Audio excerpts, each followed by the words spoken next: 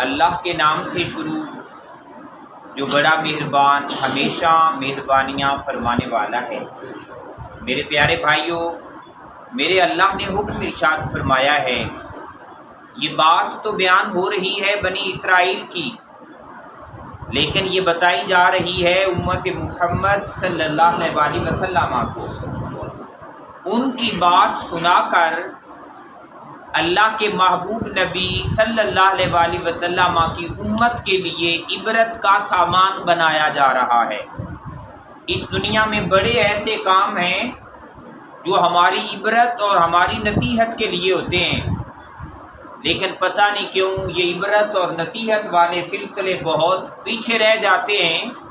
اور ہم ایسے بے شمار مواقع جو ہیں وہ ضائع کر دیتے ہیں۔ ان میں سے ایک موقع مثال کے طور پہ، جب بھی کبھی ہم جنازے کے ساتھ نکلتے ہیں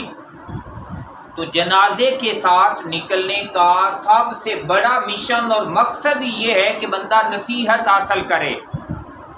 جسے چند قدم بھی جنازے کے ساتھ چلنا نصیب ہوا ہے، یہ اس کے لیے عبرت کا مقام ہے، لیکن باوجود ہم جنازے کے ساتھ بھی ہوتے ہیں تو ہم پیچھے کون سی ڈسکشن کرتے جا رہے ہوتے ہیں، کیسی کیسی باتیں چل رہی ہوتی ہیں،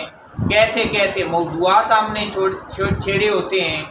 اگر کچھ نہیں ہو رہا ہوتا تو عبرت حاصل نہیں ہو رہی ہوتی۔ اس بات کی عبرت لینی چاہیے تھی کہ کل یہ دو ٹانگوں پہ چلتا تھا، اللہ نے اسے موقع دیا ہوا تھا، اور آج اتنا مجبور ہو گیا ہے کہ اپنی ٹانگوں پہ چل بھی نہیں سکتا، لوگوں کے کندھوں پہ جا رہا ہے۔ تو جو آج دوسروں کے کندھوں پہ جا رہا ہے تو کل کو ہمیں بھی تو کسی کے کندھے پہ سوار ہونا ہے۔ تو اس موقع کے آنے سے پہلے بندہ عبرت و نصیحت حاصل کرے اور اپنے آپ کو سیدھا کر لے۔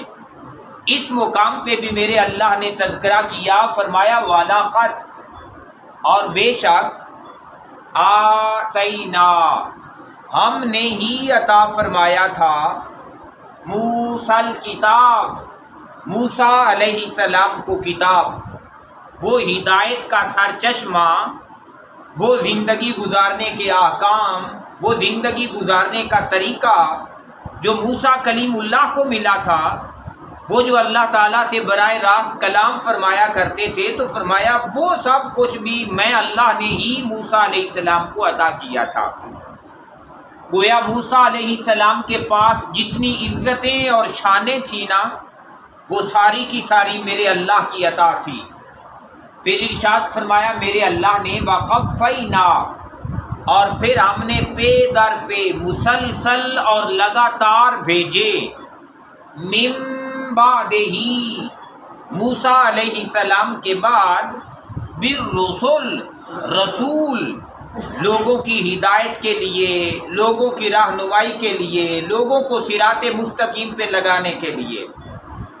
فرمایا موسیٰ علیہ السلام کے بعد جتنے لوگ تشریف لائے نا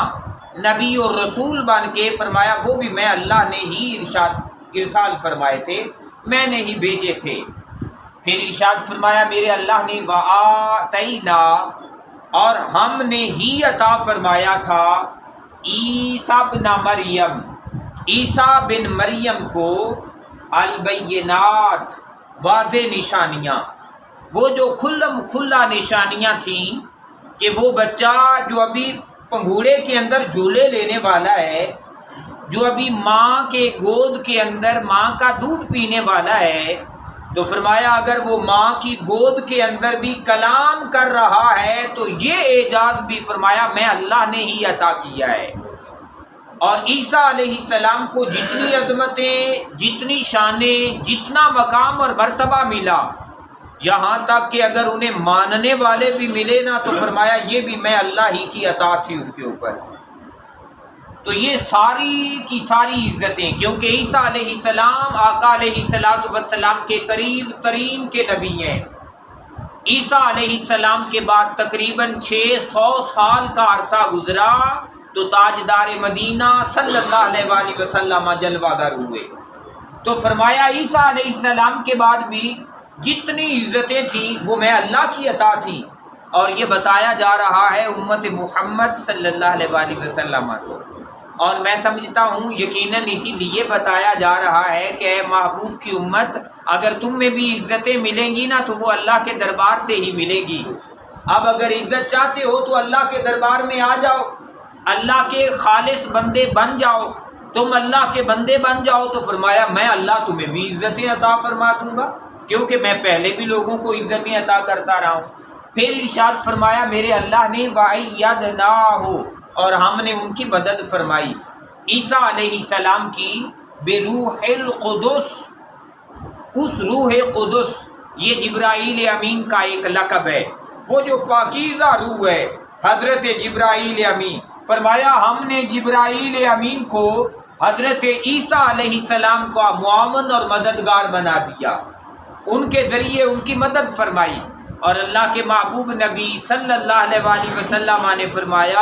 فرمایا قیامت تک میرا جو امتی رات کو سونے لگے اور سونے سے پہلے ایک بار آیت الکرسی پڑھ لے، فرمایا میرا اللہ ایک فرشتے کی ڈیوٹی لگا دیتا ہے جو ساری رات میرے امتی کی پہرے داری بھی کرتا ہے اور میرے امتی کی بخشش و مغفرت کے لیے دعا بھی کیا کرتا ہے۔ تو گویا پتہ چلا کہ یہ جو فرشتے معاون اور مددگار رہے سابقہ انبیاء کے، پہلے عزت والے لوگوں کے، تو یہ فرشتے جو ہیں یہ محافظ اور نگہبان بن سکتے ہیں اس امت کے بھی۔ کیسے بن سکتے ہیں؟ جب یہ امت فرما بردار ہو جائے اللہ کی اور اللہ تبارک و تعالیٰ کے رسول کی صلی اللہ علیہ وآلہ وسلم۔ تو فرمایا ہم نے جبرائیل امین کو ان کا معاون اور مددگار بنا دیا، لیکن اس کے باوجود آفاق الما، جب کبھی بھی جاءکم، اے بنی اسرائیل والو، آیا تمہارے پاس رسول، کوئی عزت والا رسول، بما لا تہوا، کہ جو پسند نہیں کرتا تھا، انفسکم، تمہارے نفس، تمہاری طبیعت جس بات کو پسند نہیں کرتی تھی، تو استکبرتم، پھر تم نے تکبر سے کام لیا۔ نبی کیونکہ تعلیمات لے کے آتے اللہ کی، اور اللہ تبارک و تعالیٰ لوگوں کو روکتا شیطان کے طریقے سے،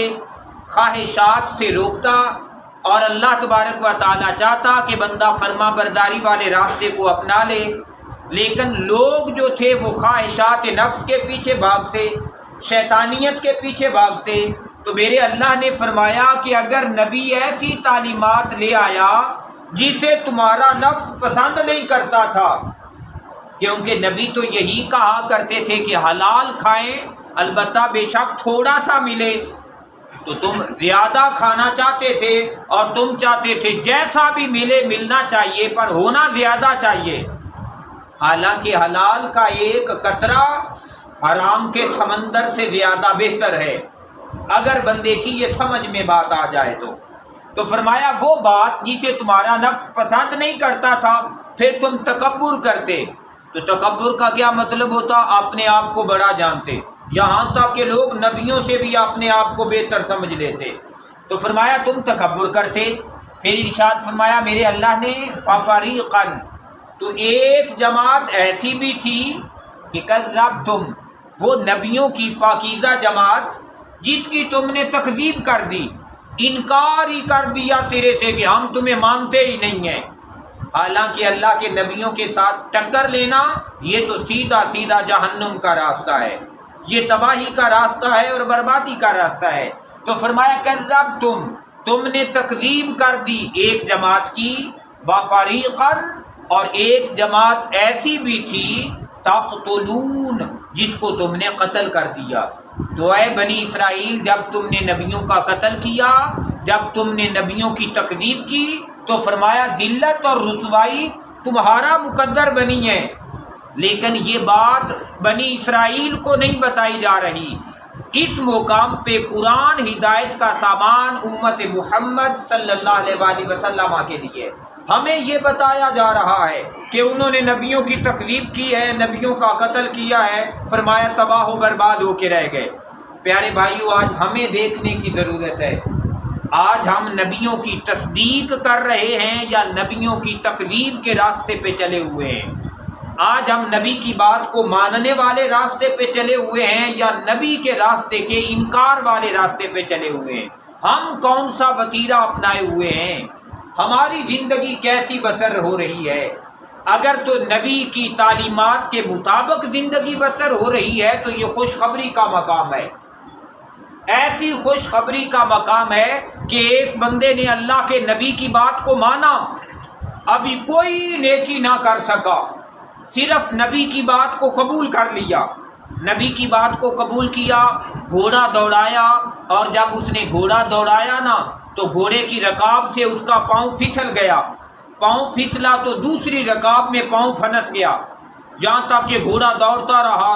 رہا، اللہ کے محبوب نبی کی آنکھوں کے سامنے وہ بندہ زمین سے بار بار لگنے کے بعد اس کی جان اس کے جسم سے نکل گئی۔ اللہ کے محبوب نبی نے صحابہ کو لیا، گھیرا بنایا، گھوڑے کو روکا، اس کی میت کو اس کے گھوڑے سے نیچے اتارا، اس کا پاؤں رکاب سے باہر نکالا، لیکن وہ بندہ فوت ہو چکا تھا، لیکن فوت ہوا تھا نبی کی بات کو مان کے۔ جب نبی کی بات کو مان کے فوت ہوا نا، اللہ کے محبوب نبی نے ارشاد فرمایا، یا بلال قم فاذن، اے بلال اٹھ اور اعلان کر دے، من یسرہ ان ینظر الی رجل من اہل الجنہ فلینظر الی ھذا، فرمایا جو چاہتا ہے کہ کسی جنتی کا چہرہ دیکھے، فرمایا اس کا چہرہ دیکھو، کیونکہ نبی کی بات کو مان کے مرا ہے، اللہ نے اسے جنتی کر دیا ہے۔ پیارے بھائیو، ہم اپنے نبی کی باتوں کو مان کے زندگی گزار رہے ہیں یا نبی کی باتوں کا انکار کر کے زندگی گزار رہے ہیں؟ تو کوشش کریں کھانے پینے کی بات آئے تو نبی کی بات کو مان کے کھانا پینا کریں، سونے جاگنے کی بات آئے تو جیسے اللہ کے نبی نے سونے جاگنے کا طریقہ بتایا ہے اس کے مطابق اپنا سونا جاگنا کریں۔ اگر لین دین کی بات آئے تو جیسے اللہ کے نبی لین دین کا طریقہ سکھا کے گئے ہیں ایسے دنیا میں لین دین کے معاملات رکھیں۔ دنیا میں کوئی بھی کام کرنے لگیں بس ڈھونڈیں کہ ہمارے نبی یہ کام کیسے کیا کرتے تھے، ویسے زندگی بسر کر لیں، میرا اللہ دنیا اور آخرت کی عزتیں عطا فرما دے گا۔ اللہ تعالیٰ سے دعا ہے کہ میرا اللہ ہمیں قرآن کا فہم بھی عطا کرے اور اس کے مطابق زندگی گزارنے کی سعادت عطا فرمائے۔ اللہم صلی علی سیدنا